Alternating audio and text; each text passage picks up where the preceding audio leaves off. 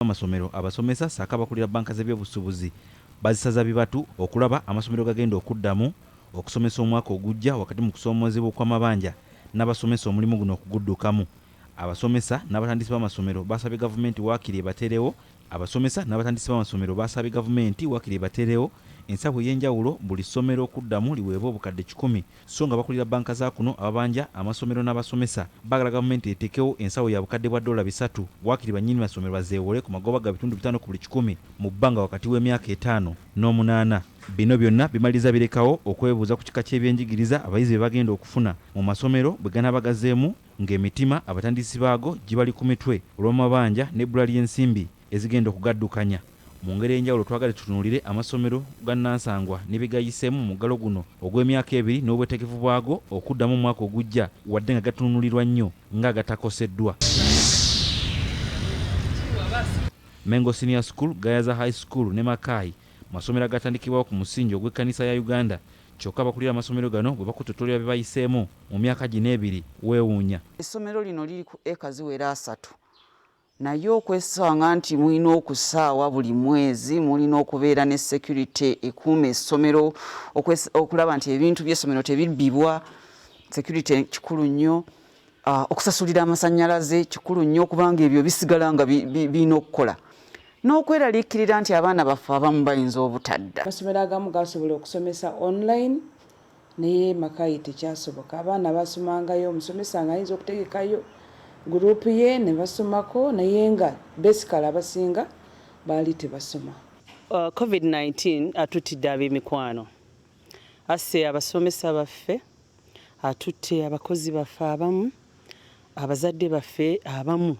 Kyemanyi nti abamu tetunnaba na kubategeera.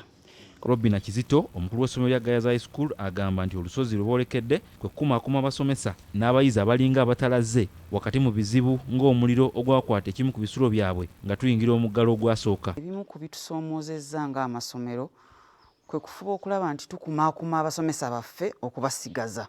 Si kyangu kubanga abamu tebalina misaala gye babadde bafuna.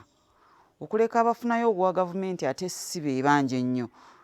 Bitusinze obungi ku staff kumpi bonna essomero lye libadde Board of Governors ye basasula. Kuno kugatta n'ebizimbe ebikaddiye ng'ebisinga bikunukiriza emyaka 10 nga n'essuubi ery'okubizza obujja ttono nnyo olw'embeera y'abazadde eteyagaza. Olw'obukulu bw'emyaka n'ebizimbe mwe tukolera bitoniye bikaddiye biba byetaaga okuddaabiriza buli kaseera.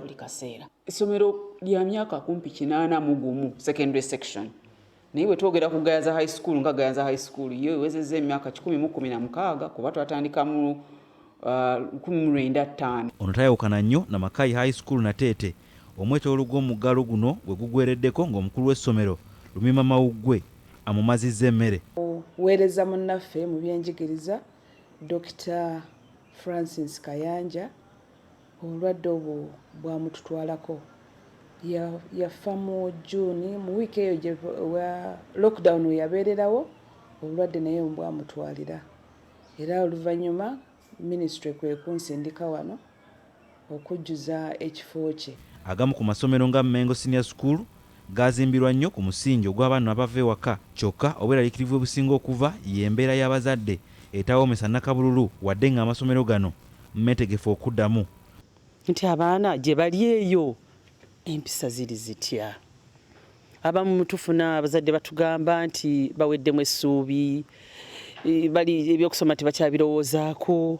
Ffe ng'ab'ebyenjigiriza tetusoba kibuusa maaso, tubeera n'okweraliikirira. Bw'otabawo kikyuka nnyo ku ntandikwa y'omwaka ogujja amasomero gonna gagenda kuddamu kyokka wakyaliwo okusoomoozebwa ku ngeri gye gagenda okuddamu okuddukanyizibwa olw'embeera y'ebyensimbi ku njuyi zonna ng'abasomesa baatuuse n'okusaba gavumenti abazadde bakwatireko ku nsimbi ez'ebigezo eby'abayizi ebyakamalirizo ku mitendera gyonna. Yuda Musese, BBSKATI, Ageesigika.